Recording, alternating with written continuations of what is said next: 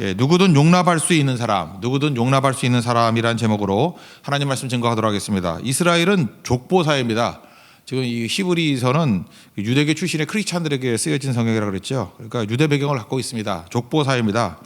그러니까 누가 대제사장이 되냐 그거 다 알고 있었습니다. 아론 계열만 될 수 있었습니다. 근데 예수님은 유다 지파잖아요. 인간적으로 볼 때. 근데 어떻게 제사장이 될 수 있느냐? 이걸 이제 사람들이 시비를 걸고 뭐 그랬다라는 것입니다. 그랬더니 예수님은 그런 아론의 계열이 아니라 하나님의 계열이 따로 있다라고 하면서 그 창세기 14장에 나오는 멜기세덱, 그리고 또 한 번 더 나오거든요. 다윗이 알 듯 모를 듯 하는 그런 예언을 한 거예요. 그게 무슨 얘기냐? 성령 충만해 가지고 그 멜기세덱의 반차에 따라서 자기 후손 가운데 주라고 부르는 어떤 분이 나타난다. 그게 메시아겠죠. 그 두 가지 성경을 인용해서 예수님은 멜기세덱의 서열을 따라서 제사장이 된 것이다. 그러니까 하나님의 제사장이다. 이거를 말해주고 있다는 것입니다. 그 유대인들은 얼마나 그 족보를 좋아했냐면 이런 거죠. 그냥 태어나자마자 족보로 인해서 신분이 보장된 사람들, 그걸 사두개인이라 그럽니다. 솔로몬 왕 때 그 사독이라는 계열이 있었다 그러죠. 사독 계열. 그 다음에 아비아달 계열은 쫓겨나 버리고. 그래서 그런 사람들을 뭐라 해서 예레미야 계통의 아나돗의 선지자 그랬잖아요. 아나돗에 모여 살았습니다. 그러니까 당시에 솔로몬에게 저항했던 사람들이 쫓겨나 가지고 오히려 역적이 돼 버렸죠. 진짜가 돼 버렸고 궁중에 머물러 있으면서 왕 옆에서 이렇게 딸랑 역할을 했던 그런 제사장들은 사독 계열이 돼 가지고 나중에 타락하게 돼 버리죠. 그러니까 이 사독 계열의 사두개인들의 특징이 무엇입니까? 그냥 가만히 있어도 되는 거예요. 그러다 보니까 이제 타락하게 되는 거고, 아무것도 가지 못한 흙수저들이 어떻게 하면 내가 저런 종교적인 지위에 올라갈까라고 노력했던 사람들이 바리새인입니다. 그래서 바리새인들은 뭐를 염두에 두는 거예요? 신분 상승이에요. 그래서 어떻게 하면 철저히 말씀을 지키느냐? 말씀을 지키면 지킬수록 신분 상승이 되는 거죠. 그래서 철저히 삶의 규례를 놓고 어떻게 보면 그 저항 세력 같이 올라가는 것이 바리새인입니다. 근데 그들의 목적도 뭐예요? 하나님의 영광보다는 자기 자신의 지위를 높이기 위한 발버둥이다. 이렇게 얘기할 수 있다는 것입니다. 어쨌든 사두개인이 되었던 바리새인이 되었던 사람이 인정하는 족보 만들기 싸움이에요. 그래서 예수님께서 둘 다 뭐 틀렸다라고 말씀하고 있는 거와 똑같다라는 것입니다. 그런 사회적 분위기니까 예수님에 대해서도 맨날 족보를 묻잖아요. 너 족보가 어떻게 되느냐? 대제사장이 어떻게 아론 계열에서만 나오는데 유다에서 나올 수가 있느냐? 사도 바울도 마찬가지죠. 예수님의 제자라 그러면 예수님과 3년 반 동안 같이 지냈어야 되는데 너 예수님 보지도 못했잖아. 나 부활의 예수님 봤어. 그랬더니 그거 갖고는 안 돼. 그러면서 고린도 후서 같은 데 특징이 뭐예요? 사도권에 대한 막 공격이잖아요. 네가 사도 맞냐고. 그러니까 이스라엘 백성들은 그냥 물으면, 요즘엔 우리는 별로 안 묻지만 요즘에 우리는 서로 묻는 게 뭡니까? 외국 사람들 볼 때 되게 이상하게 그런 게 맨날 나이 묻죠. 나이를 물어야 편안해지잖아요. 네가 위인가 아래인가.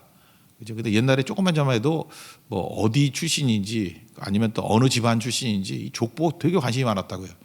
근데 이스라엘 백성들은 본능적으로 족보에 대한 질문을 한다라는 것입니다. 예수님 족보에 문제가 있는 거 아니냐? 그때의 성경적인 대답은 멜기세덱의 순서를 따라서 대제사장이 된 것이다. 그걸 설명하고 있다는 것입니다. 이게 이제 5장, 6장, 7장 계속 나갈 때 근본이기 때문에 이건 좀 살펴야 될 것 같아요.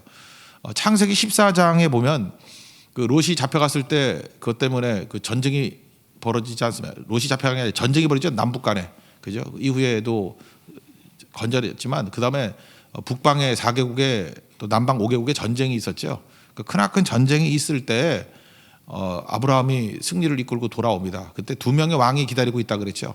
소돔 왕이 기다리고 있고 또 하나는 살렘 왕 멜기세덱이 기다리고 있다. 소돔 왕의 특징이 뭐예요? 너 대단하다 대단하다 그러면서 모든 영광을 자기에게 돌리게 만드는 세상적인 왕. 그거 거절해야 되고, 나는 너로 인해서 치부한다 그런 소리 듣지 않겠다. 그리고 살렘 왕에 대해서는 예배드렸죠. 근데 살렘 왕이 했던 일이 뭐냐 하면은 창세기 14장 18절을 보니까 떡과 포도주를 들고 나왔다. 이 떡과 포도주가 뭐예요? 성찬할 때 예수님이 하셨던 거잖아요. 이건 내 몸이니 내 피니. 떡과 포도주를 가지고 나왔고, 설명이 이렇게 합니다. 지극히 높으신 하나님의 제사장이다. 그리고 아브라함에게 축복했습니다.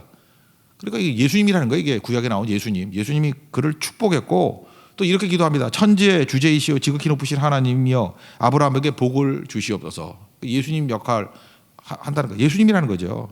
그리고 하나님을 찬송할지로다. 라고 영광을 돌리고, 그랬더니 아브라함이 그 멜기세덱 왕에게, 살렘 왕에게 11조를 드렸다. 뭐 이런 얘기가 나오지 않습니까? 바로 이 얘기예요, 이 얘기. 이게 바로 구약에 나오는 하나님의 대제사장이 계시다. 그게 멜기세덱이다. 근데 그 연결된 게 지금 히브리서에 나오는 예수님이 바로 대제사장이 되신다. 이렇게 설명을 하고 있습니다. 근데 구약에 한 번 더 이것이 나오거든요. 시편 110편, 이게 메시아 시편인데 1절부터 4절까지 내용이 그 얘기예요. 제가 한번 읽어드릴게요. 여호와께서 내 주에게 말씀하시기를 내가 내 원수들로 내 발판이 되게 하기까지 너는 내 오른편에 앉아 있으라. 여기서 특이하다는 거예요. 예수님도 직접 인정하셨죠. 야 봐라, 야 다윗이 여호와께서 내 주에게 말씀하시기를. 그러니까 다윗 시점에서 이제 둘을 보고 있는 거죠. 여호와를 보고 있고 또 내 주를 보고 있어요. 근데 메시아가 어떻게 다윗의 후손이냐 하면서 예수님이 이게 설명해 줄 때 이거 갖고 설명한 거라고요. 아니 봐라, 그 후손이라 그러면 어떻게 내 주라 그랬겠냐. 그 육신으로는 그럴지 모르지만 다윗의 그 혈통적인 후손이라고 말할 수는 없는 거고 주님이라고, 그 메시아라고.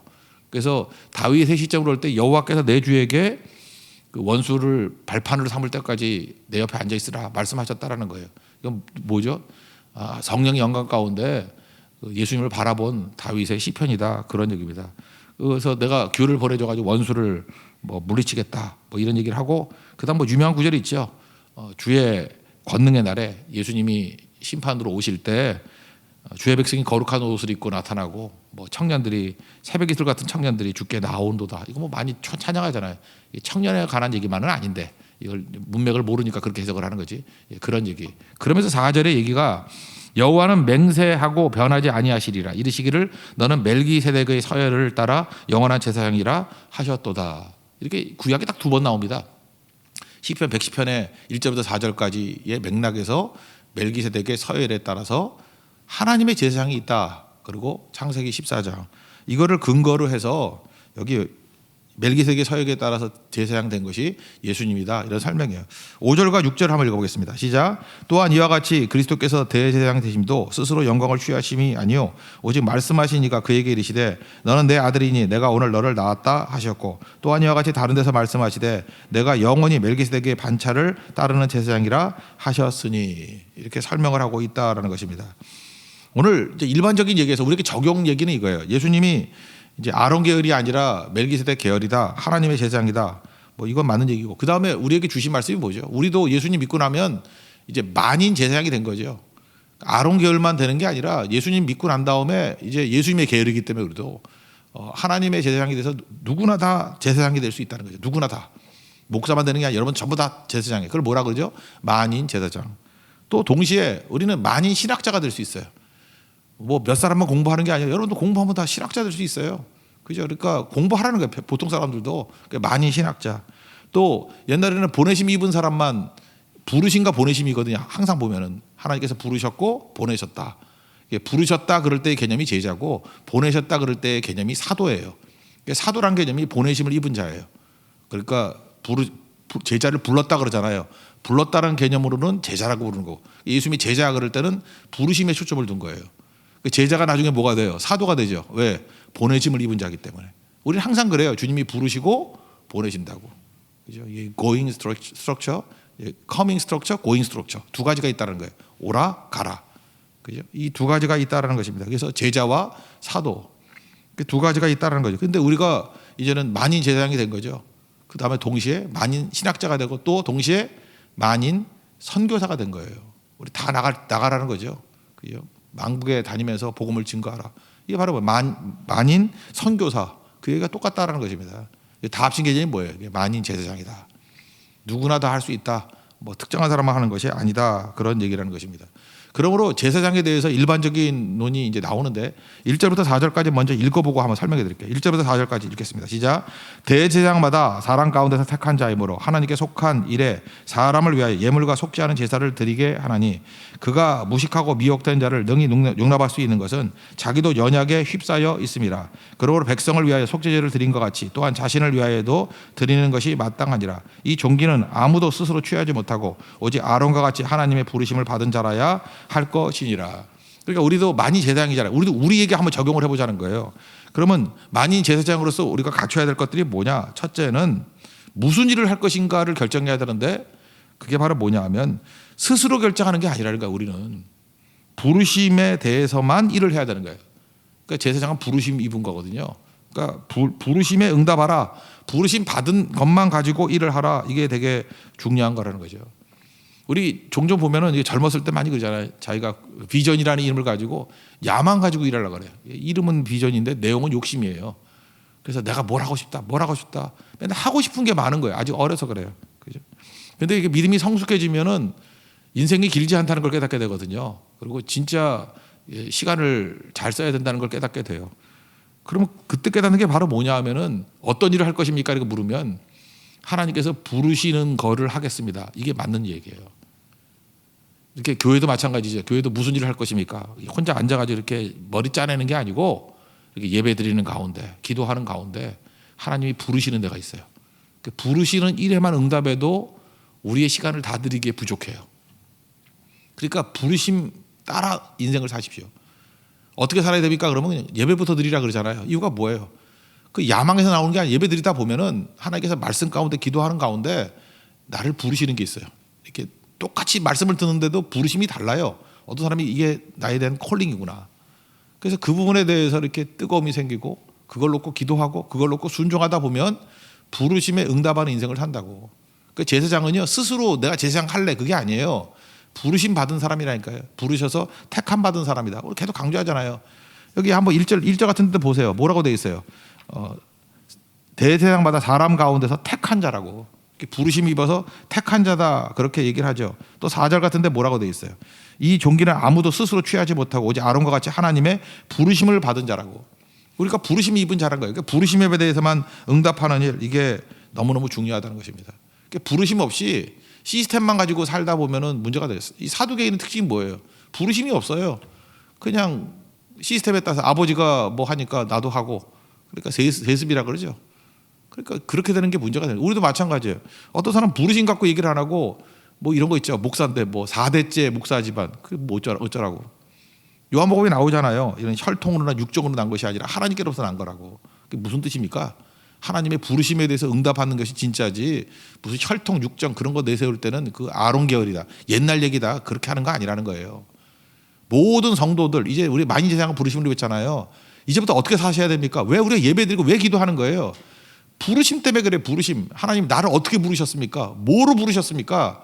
부르심에 대해서 응답하는 거예요. 그거 없으면은 삽질이죠. 그거 없으면 헛수고예요. 헛수고. 하다못해 이런 복음 밖에 있는 불교에서도 이판사판이 그런 게 있잖아요. 알죠? 이치할 때 이판 스님이 계시는가 봐. 이판은 뭐냐 하면은 일종의 해탈승이에요. 이렇게 시스템 밖에 나가가지고 도 닦고 하는 사람도 있잖아요. 이판. 사판은 뭐예요? 사판승이라는 거. 일사자잖아요. 그죠? 행정 뭐 이런 거. 그러니까 사두개인 같은 거지. 이렇게 시스템에 의해서 법통 이어가는 사람들. 그러니까 좀 썩을 가능성이 크죠. 이 사판들. 그래서 걔네들 둘이 모이면 맨날 싸운대잖아. 이판 사판. 그러니까 뭐예요? 불교의 개혁 세력은 뭐죠? 이판이죠. 이판. 그러니까 하다못해 불교에서도 그런 게 있잖아요. 그죠? 사판만 갖고는 안 돼. 다 썩어버려요. 그러니까 외부에서 광야에서 외치는 자의 소리 같은 사람이 들어오는 게 뭐 이판승. 그죠? 뭐 그런 사람들이죠. 그러니까 하다못해 이런 이방 종교에서도 이게 부르심이 없어가지고는 안 된다라는 걸 썩는다는 걸 알고 있잖아요. 근데 성경에 뭐 말할 것도 없죠. 이건 뭐예요? 하나님의 부르심 갖고 하나님이 불러주시는 그러니까 하나님에 의해서 질서를 재편해야 된다는 거예요. 그러니까 우리 교회는 어떤 교회를 만들까요? 꿈이 있는 게 아니라 하나님이 부르심이 있다고요. 그러니까 어떤 교회가 싱싱한 교회가 돼요? 말씀을 통해서 하나님이 그때그때 불러주시는 거에 대해서 신속하게 철저하게 순종해서 나갈 때 불타오르는 성령 충만한 교회가 될 수 있다는 것입니다. 여러분 오늘도 하나님의 부르심을 듣고 부르심에 응답하고 순종하는 하나님의 거룩한 종 되기를 축원합니다. 또 한 가지 그 제사장에게 필요한 건 뭐냐 하면 용납함이죠. 용납함. 여기 2절 보니까 그가 무식하고 미혹된 자를 능히 용납할 수 있는 것은 자기도 연약에 휩싸여 있음이라. 그러니까 세상에서 제일 그 아이러니 중에 하나가 뭐냐면 죄인이 설교한다는 거예요. 죄인이 죄인에게 설교한다는 거예요. 목사도 죄인이잖아요. 죄인이 죄인에게 설교한다는 거예요. 그러니까 하나님께서 이렇게 천사를 보내가지고 설교할 수도 있잖아요. 야 목사들 다 잘라버리겠어. 그래서 천사 많잖아요. 하나님께서 한번 와가지고 오늘은 A라는 천사, 오늘은 B 천사, 뭐 이름 다 있잖아요. 가브리엘이 오늘 설교한다. 그럼 아마 엄청 모일 걸, 그죠? 뭐 이런 식으로. 근데 그렇게 안 하신다라는 거예요. 왜요? 연약한 자의 특징, 장점이 있다는 거예요. 왜 하나님께서 우리가 연약한 자를 세우시죠? 연약한 자일수록 용납이 가능하기 때문에. 그래서 제사장은요, 죄인이 또 다른 죄인을 위해서 중지하는 거기 때문에 누구든 다 용납할 수 있는 거예요. 용납. 그게 성경의 메시지라는 것입니다. 그래서 제사장이 됐다고 하면서도 용납 못하고 고집 부리는 건 뭐죠? 교만이에요. 교만이고 자기를 모르는 거라고. 자기가 얼마나 연약한지를 모르는 거라고요. 그래서 깨지면 깨질수록 더 하나님 앞에 쓰임받기 쉽다라는 거죠. 예수님에 관한 말씀이지만 8절 9절 보니까 그가 아들이면서도 받으신 고난으로 순종함을 배워서 온전하게 되었은지요. 여기 보세요. 받으신 고난을 통해 뭘 배워요? 순종함으로 온전하게 됐대요. 우리가 어떤 사람이 용납을 잘합니까? 건강한 사람은요, 아픈 사람 심정 몰라요. 죽도록 아파 보면은 아픈 사람 심정을 알고요. 자기가 가난해 보지 않고는 가난한 사람의 서름을 몰라요. 그래서 가난하게 만드는 거고. 그래서 하나님께서 우리에게 계속해서 이렇게 심각한 고난, 받으신 고난을 주시는 이유가 뭐냐면 용납 더 크게 하는 거예요. 용납. 나이 들면서 고난 많이 당하셨죠? 그걸 통해서 자꾸만 용납하는 거예요. 그리고 내가 용납 못하는 깨지지 않는 부분이 있어. 그러면 뭐 그냥 기도할 것도 없어요. 하나님이 그 부분에서 여러분 고난 주실 거야. 그 부분에 고난이 오면 비로소 그 부분이 용납이 돼요. 내가 알고 있는 어떤 장로님 한 분 계시거든요. 근데 굉장히 율법적이에요. 뭐 교회에서 그 왜 그러냐면 교회에서 뭐 연약한 사람들에게 품어주고 뭐 하다못해 좀 이렇게 사회적인 무리가 있었던 사람들, 속된 말로 그냥 이혼했던 사람이에요. 거기 집 사준다고. 옛날 얘기예요. 막 펄펄 뛰고 그러는 분이 있었어요. 그죠? 교회가 연약한 사람 품어줘야 되는 거지. 뭘 하는 소리냐고. 하여튼 그분은 그랬어요. 철저히 예수 믿고 하던 그런 집안이라고 자부하는 분이었는데. 근데 덜컥 큰 딸이 결혼해서 이혼했네. 그러니까 뭐 피눈물이 나는 거지, 그죠? 예. 그리고 그 첫 번째 아들 놈도 또 개판치네. 또 비슷한 일이 벌어졌어요. 걔는 결혼 안 했지만 또 뭐 문제가 좀 있었어. 그러니까 결국은 자기 3명의 자식 중에 2명이 박살이 나더라고요. 그러고 나니까 말을 안 하기 시작하면서 그 다음에 이분이 변화가 된 거예요. 죽기 직전에. 어떻게 변화가 되느냐? 이제는 용납이 가능한 인격으로 변화가 되는 거예요. 잘 보세요. 처음부터 용납이 됐으면은 그 문제 없어요. 내가 볼 때 그런 느낌이 들더라고요. 자, 아버지 변화시키려고 하나님께서 자식들을 손대는구나. 그런 느낌이 잠깐만 오더라고요. 아버지가 보통 강한 장로가 아니었거든요. 보통 그 율법적인 사람이 아니었거든요. 그러니까 자기의 고통과 아픔을 통해 가지고 용납의 폭이 더 넓어지는 거 아니에요. 이렇게 생각하면 됩니다. 하나님, 나같이 연약하고 부족한 종을 하나님이 쓰시겠습니까? 쓰십니다. 왜요? 깨지면 깨질수록 용납이 가능한 종이기 때문에. 예수님이 여기 보세요. 얼마나 낮아지셨어요. 그죠? 다 깨졌다는 얘기 아니에요. 왜요? 용납하게 만드시려고. 여기 동정하지 못하실 리가 아니라 동정이 뭐라 그랬어요? 공감이죠. 예수님이 왜 공감할 수 있다고 그랬어요? 우리가 당하는 시험 다 당하고 우리가 당하는 고통 다 당했기 때문에. 그 예수님만 그렇습니까? 우리도 마찬가지죠. 예수님의 길을 걸어가는 우리도 그냥 고난을 고난이라 그러지 말고 더 넓게 용납하는 그릇으로 만들기 위한 하나님의 특별한 은혜다 이렇게 생각하는 것이 중요하다고 생각합니다. 그러니까 좋은 거죠. 그게 교만이 깨지고 겸손해지고 용납할 수 있는 인격이 되는 그게 제사장이라는 거예요. 제사장은요 부르심 입은 일에 대해만 일을 하고 또 하나는 누구도 용납하지 못할 사람이 없을 정도로 큰 그릇이 되는 다 받아들이는 종이 되는 거 그게 제사장이라는 것입니다. 또 하나는 세 번째는 뭐냐면 속죄예요. 속죄하는 게 제사장이죠. 여기 뭐 1절 보니까 속죄하는 제사를 드리게 하나니 그러잖아요. 속죄. 속죄는 뭐냐면 덮어 씌우는 거예요. 그래서 예수 믿는 사람들이 믿지 않는 사람들이 맨날 그러잖아요. 저놈들은 맨날 덮어 씌우는 거 잘한다고. 예, 우리는 덮어 씌우는 건 전공이에요. 우리 제사장 옛날로 봅시다. 짐승을 잡아라. 송아지를 잡았어요. 송아지를 칼로 찌르면서 무슨 생각을 하는 거예요? 내가 찔려야 되는 거를 송아지가 대신 찔리는 거예요. 피를 줄줄 흘립니다. 내가 흘려야 되는 피를 내 대신 송아지가 흐르는 거예요. 그런데 그 송아지를 잡는 제사장도 죄인이죠. 여기 보세요. 그 연약함에 휩싸여 있잖아요. 그도 똑같은 죄인이에요. 그죠? 그래서 3절 보니까 그러므로 백성을 위하여 속죄제를 드린 것 같이 또한 자신을 위하여도 드리는 것이 마땅하니라. 죄인이니까. 그래서 제사장이 하는 일이 뭐냐면 송아지를 찔러 피를 흘리면서 내 죄를 그 송아지 피에다가 덮어 씌우는 거예요. 또 제사장 가족도 마찬가지죠. 우리 가족에 허물과 죄가 있잖아요. 그거를 송아지의 피에 덮어 씌우는 거예요. 그리고 나중에는 이 백성들의 죄악들을 송아지에게 덮어 씌우는 거. 여러분 지금도 괴롭고 힘든 일이 많잖아요. 죄 많고 어둠 많고 허물 많고 그렇잖아요. 이거를 괴로워하지 말라는 거예요.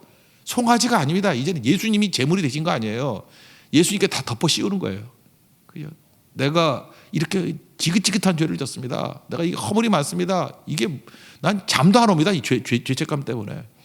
그 예수님의 피로 덮어 씌우는 거예요. 그래서 우리가 예수님 믿는다는 게 뭔지 아십니까? 예수 피를 힘입어서 주님 앞에 나간다는 게 뭐냐면 예수님께 덮어 씌우는 거예요. 그래서 우리는 말끝마다 그러잖아요. 예수님의 보혈의 피 때문에 죄 씻음을 받았다. 그러니까 믿지 않는 사람 보면 맨날 핑계 대는 아주 나쁜 놈 같이 보이죠. 왜 너는 책임지는 생각이 없니? 우리가 책임 못 져요. 우리가 우리 죄를 어떻게 책임집니까? 책임 못 지니까 허망한 거죠. 근데 길이 생긴 거예요. 덮어 씌울 분이 나오셨거든. 우리의 모든 죄를 다 덮어 씌울 분. 오늘도 여러분들 힘들고 어려운 모든 내용들 가지고 예수님 보혈의 피를 의지해서 예수님께 다 덮어 씌우십시오. 그럼 사함을 받습니다. 믿습니까? 이게 예수님의 보혈이에요. 그래서 제사장이 하는 일이 세 가지라는 거예요. 우리 이 땅을 살아가면서 부르심 입은 일만 합시다. 그죠? 부르심 입은 일만. 그리고 또 하나는 뭐예요? 내 상처와 고통 이런 것들이 고난이 용납하는 인격으로 만든 거예요. 제사장은 용납 못하면 제사장 아니죠. 어떤 죄인이 온다 할지라도 품을 수 있는 우리 좁으니까 고난을 통해서 순종을 배운다 그러잖아요. 고난을 통해 넓어지게 만든. 고난의 의미 중에 하나가 뭐예요? 여러분 그렇게 접근하셔야 돼요. 나를 용납하는 인격으로 만들기 위해서 고난을 주신다. 용납이 안 되면 그 부분에 고난이 올 거예요. 그래서 커지는 거예요. 커지는 거. 다 용납할 수 있는 하나님의 종 되기를 바랍니다. 그리고 우리에게 필요한 건 뭐예요? 그 길이 열린 거죠. 그 다음에는 우리의 모든 허물과 죄악들을 예수님께 덮어 씌우는 것. 그게 속죄라는 거예요. 속죄. 어터먼트. 속죄. 속죄를 통해서 우리가 죄상을 잊게 된다라는 것입니다. 그 길로 갈 수 있는 하나님의 거룩한 종 되기를 축원합니다. 그리고 마지막 한 가지만 더 얘기를 한다 그러면 여기 지금 멜기세덱에 대한 얘기를 하는 것이 어렵다 이렇게 얘기를 하죠. 그게 뭐라고 얘기해요? 성장이 중요한 건데 어떻게 하면 성장하느냐? 배우기만 하는 제자가 되면 성장 못한다는 거예요. 가르치는 데까지 가야 된다는 거예요. 그러니까 여러분 똑같은 말씀을 들어도요. 이렇게 배우기만 하면 한이 없는 거죠. 배움의 끝이 있냐? 없죠. 그래서 이런 게 있잖아요. 적정한 거. 영어를 배울 때도 물론 그렇죠. 뭐 교수님을 하거나 뭐 외국에 나가서 뭐 상담을 하거나 이러면 영어를 아주 잘해야 되겠지만 아무리 봐도 뭐 관광 이상은 갈 일이 없어. 그러면 관광 영어 하면 돼요. 그죠? 적정하게 해야 되는 거 아니에요? 적정하게. 물론 뭐 그보다 좀 더 하면 좋겠지만. 근데 그 미국이나 이런 데 가보면요. 우리 친척 중에도 그런 사람이 있었는데 아니 70세까지 공부만 했던 사람이 있어요. 그러니까 이거 프로페셔널 스튜던트라고 그러잖아요. 그죠? 이게 프로 학생이라 그래야 되나? 공부만 하다 끝내버렸어요. 그러니까 그 아내가 뭐 죽을 고생 다 해서 햄버거 팔고 뭐 죽을 고생 다 하고 그랬지. 이게 뭐 하는 짓이에요, 그냥. 우리 목사들 가운데도 그래요. 한참 이렇게 사역을 해야 될 나이에 한동안 유학 바람 불어가지고 40대 이럴 때 얼마나 많이 일해야 될 때요. 복음 증거하고 선교하고 이거 할 일도 많은데 유학 바람 불어가지고 괜히 가가지고 뭐 교수를 할 거면 내 말도 안 해. 그냥 어영부영 보내다가 인생의 그 정말 중요한 기간을 놓쳐버릴 때가 많이 있거든요. 그리고 성도들도 마찬가지야. 앉아가지고 뭐 말씀이 좋네 틀리네 뭐 이러면서 듣고만 있으면 뭐 할 거예요. 어떻게 하면 하나님 말씀을 제일 잘 배울 수 있냐면 가르치는 거를 전제로 해야 돼. 가르치는 걸로. 여러분 오늘 이거 히브리서 5장 이 내용을 끝나고 난 다음에 오늘 누구에게나 가르친다 그러면 여러분 이렇게 듣겠어요? 메모로도 하지? 이렇게 듣겠냐고. 여러분 머리가 그렇게 좋아요? 그리고 멍 때리지 못하죠. 왜? 이거 전달해야 되니까. 그래서 중요한 게 뭐예요? 가르치기 위한 전제를 가지고 하라는 거예요. 가르침이 없으면은 어린아이가 어린아이. 그리고 가르치라는 전제를 가지고 들으면은 지각을 사용하고 이성을 사용하고 논리가 생기고 정리가 된다라는 거예요. 그래야 성장한다는 거죠. 제가 뭐 옛날에도 그거 들었던 얘기 기억나네요. 어떤 수도원에서 그 수도승 한 사람한테 설교를 시켰대요. 갑자기 시키니까 설교 못 하겠죠. 다 모여 있는 채플에. 그러니까 나와서 얘기를 하기를 제가 오늘 무슨 설교를 할지 아십니까? 알 리가 없죠. 모릅니다. 그래서 저도 모릅니다. 그러고 내려가더래요. 수도승이 화가 났죠. 다음 날 또 한 번 해보라고 기회를 한 번 더 준 거죠. 똑같더래. 이 사람은 이제 그 하여튼 지속력을 가지고 초지일관의 은사가 있는 수도승이에요. 그죠? 똑같이 묻더래요. 오늘 제가 무슨 설교 하실지 아십니까? 그랬더니 뭐 모른다 그랬더니 내려갔잖아. 압니다 그랬더니 아는데 뭐하러 설교합니까? 그러고 또 내려갔대. 이제 수도승이 진짜 화가 났죠. 그래서 한 번만 더 하래요. 마지막 기회다. 3, 4번이다. 이번에 잘못하면 너 끝이다. 근데 똑같이 이 초지일관의 은사가 있다니까요. 오늘 제가 무슨 설교할지 아십니까? 셋째 날 그랬더니 이제는 밑에 있는 이 수도승들이 헷갈리는 거예요. 모른다 그래도 내려가고 안다 그래도 내려가니까. 그래서 반은 안다 그러고 반은 모른다 그랬어요. 압니다 모릅니다 그랬더니 아는 사람이 모르는 사람에게 이야기해 주십시오. 그러고 내려갔대요. 그러니까 많은 사람들이 이제 저 잘렸다, 이제 화가 난, 이제 수도원장이 화가 났겠지. 그런데 아니더라는 거예요. 박수를 치면서 올라오면서 내가 이제까지 들었던 설교 중에 최고의 설교라고. 복음이 뭔지 아느냐? 아는 자가 모르는 자에게 전달해 주는 거라고. 그죠? 여러분, 그게 중요한 겁니다. 두 가지 중에 모르면 배우십시오. 알면 가르치십시오. 그게 복음이에요, 복음. 모르면 무조건 배워야 돼요. 그리고 배우고 난 다음에 머무르면 이게 프로페셔널 스튜던트가 똑같아요. 이거 썩습니다. 전하십시오. 간디가 그랬대잖아요. 간디가 선교사 밑에서 있었는데 선교사가 이렇게 간디에게 복음을 증거했대요. 성경 가르쳤대요. 그랬더니 한 이틀 배우더니 안 오대요. 그래서 선교사가 생각할 때는 이거 인도론들은 다 똑같아. 이 게을러 빠지고 안 오네. 오해한 거죠. 이 간디가 뭐랬냐면 며칠 있다가 오더니 너 왜 안 왔냐 그랬더니 배운 거 갖고 사용해 봐야죠. 자기가 산상수 배운 거 가지고 그렇게 살아봤다는 거예요. 살아보는데 시간이 걸려가지고 결국은 그 선교사하고 이게 멘탈이 맞지 않아가지고 나중에 예수 안 믿었다 그러잖아요. 그 선교사 때문에 뭐 그런 얘기도 있고 그러는데 간디 그 태도만은 맞는 거죠. 그죠? 배운 거 살아보는 거예요. 가르쳐 보는 거예요. 그게 진짜 자기 것이 되겠죠. 우리가 지금 배우기만 하니까 문제가 되는 거죠. 성숙은 거기에 있습니다. 여러분들 우리 교회 전체가 다 이게 맨날 배우기만 하지 말고요. 모르면 배우십시오. 우리 얼마 전에도 예레미야서 했잖아요. 예레미야서를 가르친다고 한번 생각해 보세요. 그 다시 정리가 되겠죠. 가르치지 않으면 다 헛수고입니다. 배운 거 우리 한 사람에게도 전달해 보십시오. 두 사람에게 요약을 해서라도 누구한테 전달해 보세요. 달라요. 오늘 성숙의 길은 바로 그거예요. 배우기만 하는 제자가 아니라 배우면서 가르치려고 할 때 그때 성숙하게 될 것이고 맨날 젖만 먹는 성도가 아니라 딱딱한 음식도 먹을 수 있는 성숙한 성도가 된다. 그게 제사장의 마지막 네 번째 자격이라는 것입니다. 11절부터 14절까지 읽고 마치겠습니다. 시작. 멜기세덱의 가나에는 우리가 할 말이 많으나 너희가 듣는 것이 두나무로 설명하기 어려우니라. 때가 오래되었으므로 너희가 마땅히 선생이 되었을 터인데 너희가 다시 하나님의 말씀에 초보에 대하여 누구에게서 가르침을 받아야 할 처지이니 단단한 음식은 못 먹고 젖이나 먹어야 할 자가 되었도다. 이는 젖을 먹는 자마다 어린아이니 의의 말씀을 경험하지 못한 자요 단단한 음식은 장성한 자의 것이니 그들은 지각을 사용함으로 연달을 받아 선악을 분별하는 자들이니라. 이 요약하면 뭐예요? 배우고 가르칠 수 있는 자가 되라. 가르치는 자가 되라. 그러면 이거 다 수용할 수 있다는 것입니다. 많이 제사장입니다. 뭐 예수님이 멜기세덱의 반차에 오셨다. 이건 오늘 서론적인 개념이고 이제 우리가 제사장 역할을 감당해야 됩니다. 제사장이 되기 위해서 우리 갖춰야 될 일들 그것들을 잘 갖추어서 우리 복음 증거하는 일에 힘쓰는 하나님의 종 되기를 축원합니다. 자리에 일어나겠습니다. 아무도 예배하지 않는 찬양하겠습니다.